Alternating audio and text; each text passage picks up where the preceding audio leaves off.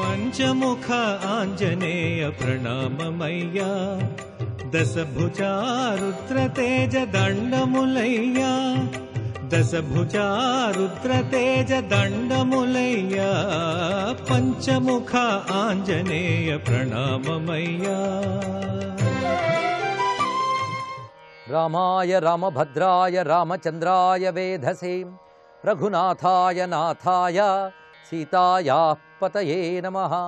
ఉల్లంఘ్య సింధో సలిలం సలీలం యశోకవహ్నిం జనకాత్మజాయాః ఆదాయ తేనైవ దదాహ లంకాం నమామి తం ప్రాంజలిరాంజనేయం, నమామి తం ప్రాంజలిరాంజనేయం. శివాయ గురవే నమః. శ్రీమాత్రే నమః. శ్రీ విష్ణురూపాయ నమః శివాయ. శ్రీరామ జయ రామ జయ జయ రామ. శీతోభవ హనుమతః అని సీతమ్మ అగ్నిదేవుని ప్రార్థించింది. తోకకి మంట పెట్టబడినటువంటి ఆంజనేయ స్వామి వారు మొత్తం లంకా నగరాన్ని పరిశీలిస్తున్నారు. ఈ లోపల ఆయనకు ఆశ్చర్యం కలిగిందిట. అదేమిటి అంటే, ఇంత అగ్ని అక్కడ భగభగ మండుతున్నా తనకు ఏమాత్రం వేడిమి తెలియడం లేదేంటి? అసలు అగ్ని దగ్గరుంటేనే వేడి సెగ కొడుతుందే, అలాంటిది తన తోకకి అంత నిప్పు పెట్టినప్పటికీ కూడా ఏమాత్రము వేడి తెలియడం లేదు. ఎందువల్ల అని ఆశ్చర్యపోయాడు. పైగా శంశం నివ శివం కపేహే, కపి పట్ల మరింత ప్రసన్నముగా తిరుగుతోందా అగ్ని అన్నట్టుగా ఒక చల్లగా తిరుగుతోంది అగ్ని. అక్కడ తీక్ష్ణమైన అగ్ని నెమ్మదిగా జ్వలిస్తున్నది అక్కడ. పైగా హనుమంతునికి మరింత హాయి అయినట్లుగా ఉందిట. ప్రాళేయానల శీతలహ అన్నారు ఇక్కడ. ప్రాళేయ అనిల శీతలహ, ఒక మంచుగాలి తగిలినట్లుగా చల్లగాలి వీస్తుందట. ఇదొకటి. సెగ తగలకపోవడం ఒకటి, పైపెచ్చు చల్లగా ఉన్నదట. పైగా స్వాస్థ్యకర, శరీరానికి మేలు కలిగించేలా ఉందిట గాలి. అగ్నిదేవుడు ఎందుకు ఇలా ఉన్నాడు అంటే, వాళ్ళ నాన్నగారితో ఉన్న స్నేహం వల్ల అనే మాట చెప్తున్నారు. హనుమత్ జనకశ్చాపి పుచ్ఛానలయతో నిలహ. ఎందుకంటే ఆ చల్లని గాలి తగిలింది కదా. గాలి అంటే ఎవరు? వాయుదేవుడు, హనుమంతుని యొక్క తండ్రి. అది చల్లగా తగులుతుంది. ఆయన చూసుకుంటున్నాడు. తన పిల్లాడికి వేడి తగిలింది ఎప్పుడో చల్లదనం ఆయన ఇస్తున్నట్టు. పైగా వాయోరగ్నిహి అని శృతి మనకు చెప్తున్నది. వాయువుకు అగ్ని, ఈ రెండింటికున్న అనుబంధం వేరు. అందుకే వాయువుకి అగ్ని సఖుడు అని పేరు, అలాగే అగ్నికి వాయు సఖుడు అని పేరు. పరస్పర స్నేహితుడు వాళ్ళిద్దరు. అందుకు తన స్నేహితుడి పుత్రుడికి బాధ కలిగేలాగా ఉంటాడా అగ్నిదేవుడు?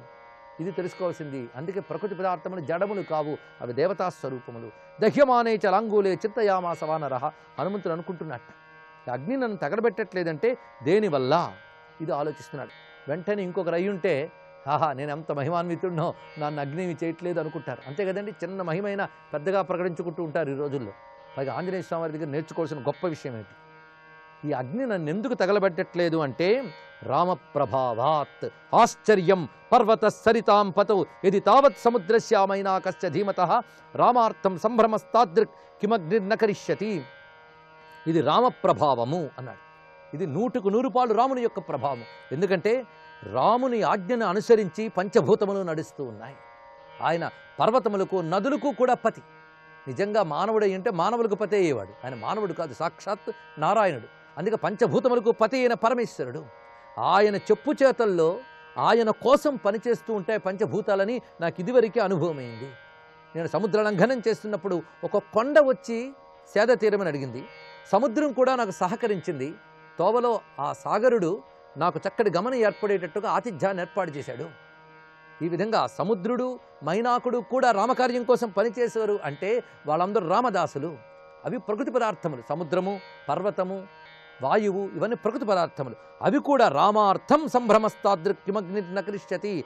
రాముని విషయంలో అవి కూడా తమకంతో పనిచేసే, రాముని కోసం ఏదో చెయ్యాలి, రామసేవ చేయాలి.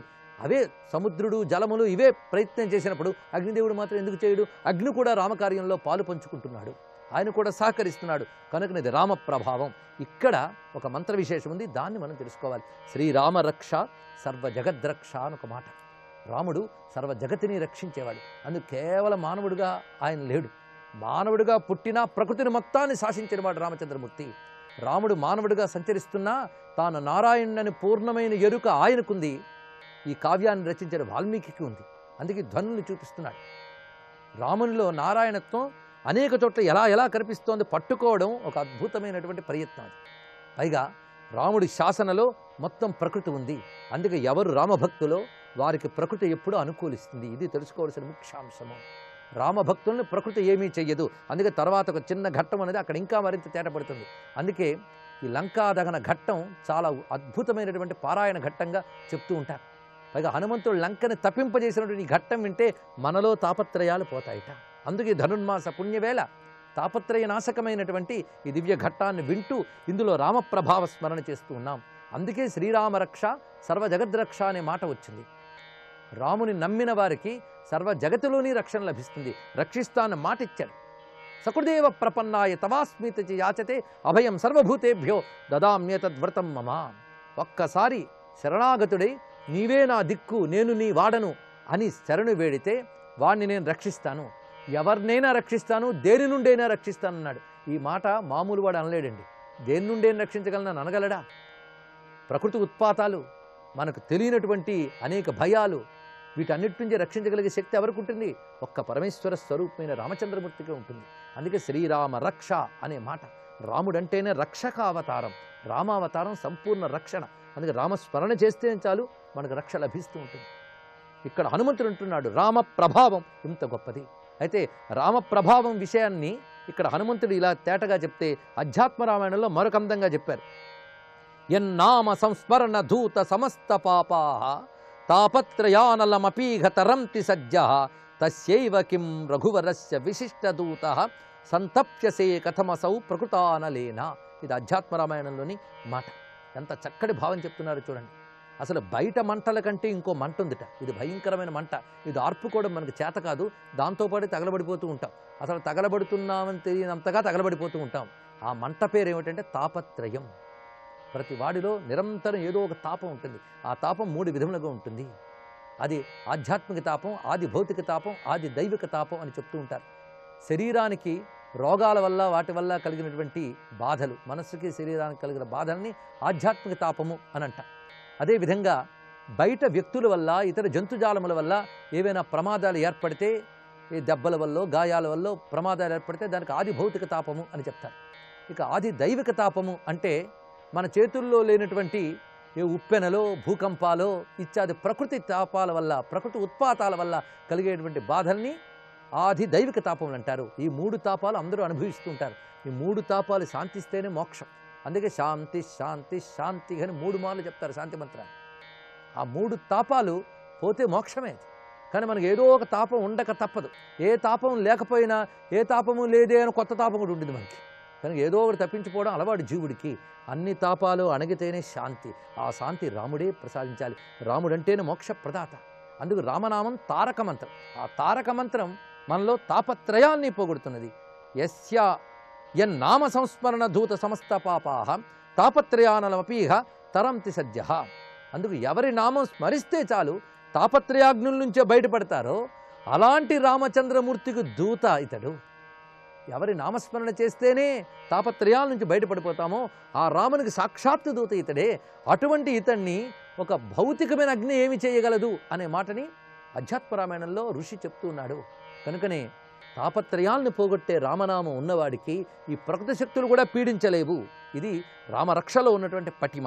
తర్వాత మరొక మాట అంటున్నాడు, సీతాయాశ్చ నృశంసేన తేజసా రాఘవస్య చ. దయామయురాలైన సీతమ్మ. చాలా చక్కటి మాట. ఎక్కడా కాఠిన్యము లేని తల్లి ఆవిడ, కనికరపు గని ఆ తల్లి.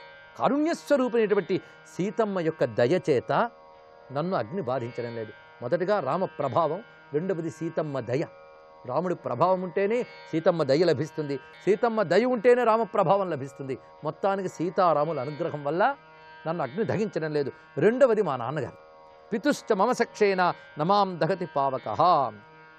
మా నాన్నగారికి నాపై ఉన్నటువంటి వాత్సల్యము, మా నాన్నగారికి అగ్నిదేవుడితో ఉన్న స్నేహం వల్ల ఈ అగ్ని నన్ను ఏమీ చేయడం లేదు అనేటువంటి మాటను ఇక్కడ చెప్పాడు. అంటే తనని అగ్ని బాధించకపోవడానికి హనుమంతుడు 3 పేర్కొన్నాడు. ఒకటి రాముడు, 2 సీత, 3వది తన నాన్నగారైనటువంటి వాయుదేవుడు. ఆ 3 అనుగ్రహం చేత నన్ను అగ్ని దహింపజేయట్లేదు అనుకున్నాడే తప్ప, అబ్బా నేను చాలా మహిమావంతుణ్ణి అందుకే నన్ను అగ్ని చేయట్లేదు అనుకోలేదు. ఇది హనుమంతుడి యొక్క గొప్పతనాల్లో ఒకటి. స్వయంగా ఆయన మహిమాన్వితుడైనప్పటికీ కూడా తన మహిమని తాను గొప్పగా భావించడం లేదు. ఇది సత్పురుషుల యొక్క లక్షణం. నిజంగా గొప్పతనం ఉన్నవాళ్ళు అహంకారాలకు పోరు, గర్వాల్ని చాటించరు. ఇది హనుమ దగ్గర నేర్చుకోవాల్సిన గొప్ప విషయం. హనుమే కాదు, సీతమ్మ రాముడు కూడా ఇలాగే ప్రవర్తించారు. వాల్మీకి రామాయణం ద్వారా ఈ ముగ్గురిని మనకు చూపించి అలా ప్రవర్తించండి అని బోధిస్తున్నాడు. అంత గొప్పవారే అలా ప్రవర్తించినప్పుడు మనం ఎలా ఉండాలి అనేది ఆలోచించుకోవాలి. ఈ విధంగా ఎప్పుడైతే చల్లగా ఉన్నాడో హనుమ ఆ తల్లిని రామయ్యని తన తండ్రిని తలంచుకుని మొత్తం లంకానగరం అంతా తిరిగాడు. ఇంకా చూడాల్సింది ఏమీ లేదు, మొత్తం చూశాడు. ఎప్పుడైందో ఇంకా తర్వాత పని, ఈ పని పూర్తయిందిగా, లేదు గూఢచర్య అదైపోయింది. ఇప్పుడు రెండో పనికి పూనుకున్నట్ట. అదేమిటి? లంకని దహించాలి అనుకున్నాడు. ఒక్కసారిగా తతశ్చిత్వా తతాన్ పాశాన్ వేగవాన్ వై మహాకపి ఉత్పపాతాద వేగేన ననాదచ మహాకపి. ఒక్కసారి చుట్టూ చూసి తన యొక్క పాశాన్ని ఛేదించాట, విదిలించాడు. విదిలించగానే ముక్కలై పడిపోయే కిందకి. ఒక్కసారి తన స్వరూపాన్ని పెంచి ఆకాశంలోకి ఎగిరెట్టే స్వామి. ఎగిరి అక్కడ మొత్తానికి లంకానగరానికి ప్రధాన ద్వారంగా ఉన్నటువంటి ముఖద్వారం ఉన్నది. లంకానగర ముఖద్వారం, గేట్వే అంటాం కదా, ఆ గేట్వే లాంటి పెద్ద ద్వారం ఉన్నది. అది ఎంతో విస్తారమైనటువంటిది. దాని మీదకి ఎగిరి నిలబడ్డట. అక్కడ నిలబడి తన శరీరాన్ని పెంచాడు. ఆ పెంచినటువంటి వీరాంజనేయ మూర్తిని ఇక్కడ మనం దర్శిస్తున్నాం. సభూత్వా శైల సంకాసః క్షణేన పునరాత్మవాన్. అసహాయ సూర్యుడైన ఆంజనేయ స్వామి క్షణకాలంలో మహాపర్వతం వలె మారి అక్కడ ఉన్నటువంటి ఒక గుదియని తీసేట. ఇనప గుది ఉంది ఆ తోరణం మీద. గుదియ అంటే గుదిబండ అని మనం చెప్తాం. ఒక బలీయమైనటువంటి ఇనప ఆయుధం అది తీసేట. దాని మించి వీక్షమానశ్చ దృశ్యే పరిఘం తోరణాశ్రితం. దాన్ని తీసి ఒక్కసారి తన చుట్టూ ఉన్నటువంటి రాక్షసుల వైపు జలిపించట. అది తగలగానే అనేక మంది రాక్షసులు, అక్కడ ఉన్నటువంటి వారందరూ మరణించారు. ద్వారరక్షకులైన రాక్షసులందరూ మరణించారు. ఒక్కసారి తోకడు చుట్టూ తిప్పాడు. ఆ తిప్పినప్పుడు ఆ తాకకున్న అగ్నిజ్వాలంతో ఆయన చుట్టూ గుండ్రంగా రాయబడిందిట. ఇప్పుడు ఎలా ఉన్నదంటే అగ్ని మండలంలో నిలబడ్డట్టుగా ఉన్నట్ట ఆంజనేయ స్వామి వారు. ఈ అగ్ని అవతల వాళ్ళని బాధిస్తోంది తప్ప ఆయన మాత్రం ప్రసన్నంగానే ఉన్నాడు. చల్లగా ఉంది అగ్ని ఆయనకి. ఈ మొత్తంగా చుట్టూ అగ్నిమండలం మధ్య ఆయన ఎలా ఉన్నాడంటే నటరాజ విగ్రహంలో చుట్టూ ఒక జ్వాలామయమైన ఆర్చ్ ఉంటుంది. అలాగా ఇది చుట్టూ ఉండగా ఆ మధ్యలో ఉన్నటువంటి రుద్రుని వలె ప్రకాశిస్తున్నాడు. పైగా సూర్యమండలం నేల మీద దిగిందా అన్నట్టుందిట. ఆ తోకతో చుట్టినటువంటి అగ్నిజ్వాల వలయం సూర్యమండలంలా ఉంటే మధ్యలో ప్రకాశస్వరూపుడైన ఆంజనేయుడు సూర్యమండల మధ్యస్థుడైన పరమాత్మ వలె శోభిల్లుతూ ఉన్నాడు. ప్రదీప్త లాంగూల కృతార్చిమాలి ప్రకాశితాదిత్య ఇవార్చిమాలి. అటువంటి ఆంజనేయ స్వామి ప్రతాప ప్రసన్న స్వరూపానికి నమస్కరిస్తూ సర్వం శ్రీ సీతారామచంద్ర చరణారవిందార్పణమస్తు. జై వీర హనుమాన్.